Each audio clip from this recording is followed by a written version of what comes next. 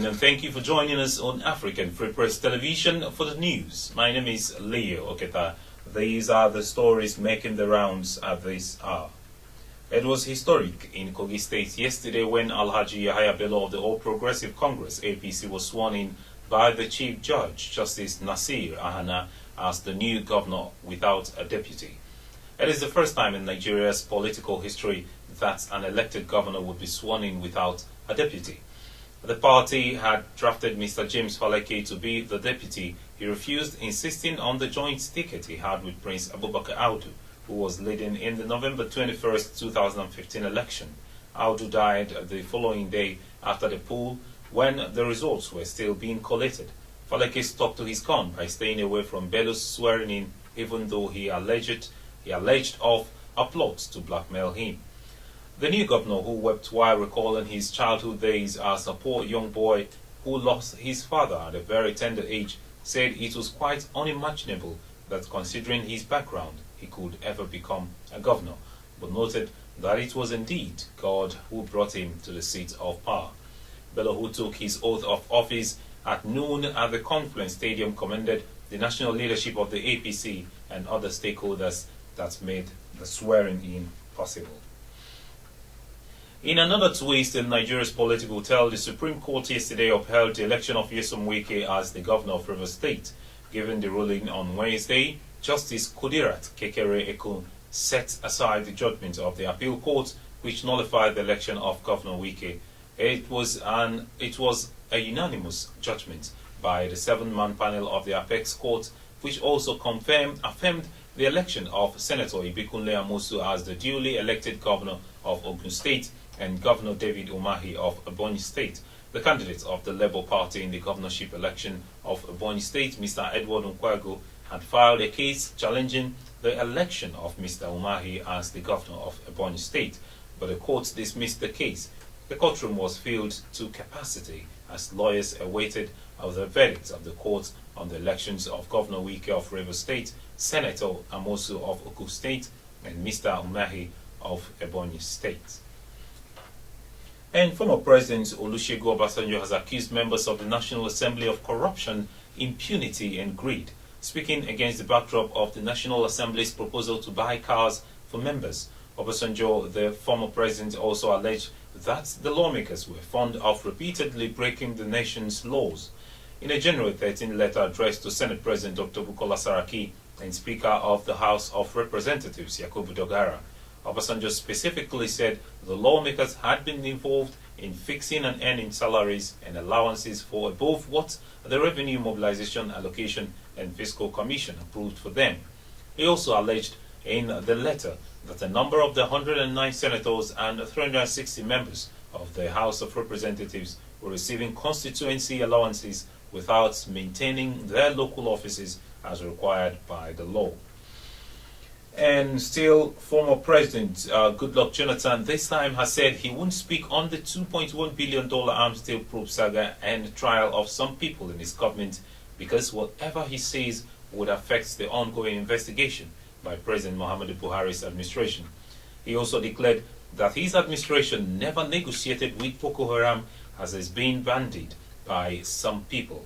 Speaking in Geneva, Switzerland yesterday at a media interaction organized by the Geneva Press Club, Jonathan said, as a former president who labored to build institutions, it would be out of place for him to do anything that would undermine government and processes. He also said, speaking on the arms purchase probe of the President Buhari-led administration, would amount to subjudice as well as jeopardize the processes already instituted. He, however, said at the appropriate time he would address all the issues being raised about the 2.1 billion arms deal saga. The Nigeria's Governors Forum yesterday held a meeting at the presidential villa in the nation's capital, Abuja, with the state's chief executives pledging to continue their peer review mechanism. In a communique read by the chairman of the forum and governor of Zamfara State, Abdulaziz Yari, the governors welcomed their new colleague, the Kogi State Governor Yaha Bello, who joined the meeting after his swearing in.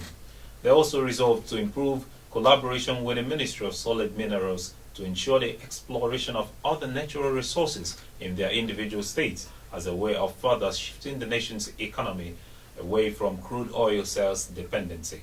With the peer review mechanism, the governors appraised the performance of each state's government with a view to finding better ways of increasing their revenues and performances. The meeting started at about 9 p.m. local time with 13 governors and 3 deputy governors, including the chairman of the forum and governor of Zamfara State, Abdulaziz Yari, in attendance. The former Nigerian Minister of Petroleum Resources, Mrs. Dizianim Alison Madueke, has strongly stated she performed excellently with the right qualifications while in office, as opposed to people's view that she was controversial. She noted that people often hate others for knowing so much and for being efficient and confident, which they mistake for arrogance. She made this known last year while answering questions fielded by the CEO of Ovation magazine, Mr. Dele Momodu, in London. Mrs. Madueke went on to say that their government had to confront so many challenges, including oil theft and general insecurity. She, however, noted that some of those in office then delivered responsibly, while a few breached the faith and wasted the opportunities handed to them by the then president. Good luck, Jonathan. And now on the foreign scene, some of the more than 30,000 refugees fleeing renewed fighting in Mozambique have accused government troops of killings, sexual assaults, and razing villages suspected of harboring opposition fighters. According to a journalist who visited the refugees in Malawi, the Mozambican government denies the charges. More than 20 years after the end of a decades-long civil war, sporadic fighting has again flared up between the government and fighters loyal to the opposition, forcing growing numbers of refugees to cross the border into neighboring Malawi. The ruling party, Frelimo, has been in power since Mozambique's independence from Portugal in 1975. But the opposition, Renamo, is urging the independent government in the north, where it has support.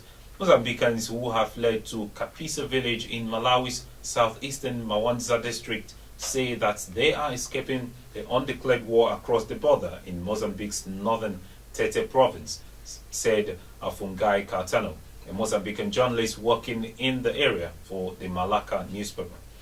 A refugee is charged with Mozambican government forces killed, raped, burned houses and bans, says the journalist. The Mozambican government has denied that conflict is forcing thousands to flee, with officials saying the refugees are actually Malawians in search of food aid. That's quite interesting. Brazilian midfielder Ramirez Santos dos Nascimento has joined the Chinese Super League club Jiangsu Suning in a permanent transfer. The 28-year-old exited Chelsea after 5 years and 6 months, in which he had helped the Blues in every major domestic and European league. On his arrival at the Stamford Bridge in the summer of 2010, Ramirez progressively enforced himself with his resilient running and hard tackling, where he scored Chelsea's goal of the season in March against Manchester City. Having signed a 4-year contract extension on October 29, 2015, Ramirez lost his place in the team and wanted to leave after Chelsea's boss Jose Mourinho was replaced with Gus Hiddink. He joined Jiangsu Suning FC on a 4-year contract with a transfer fee of £25 million, making the Brazilian the most expensive signing in the Chinese club's history. And these are the stories we're tracking for you this morning, coming from African Free Press Television. For more, please do log on to our website at www.africanfreepress.com. Follow us on Twitter at African Free Press, like our Facebook page at africanfreepress.com. Join us in our discussions on various interesting topics at African Free Press Forum, and subscribe to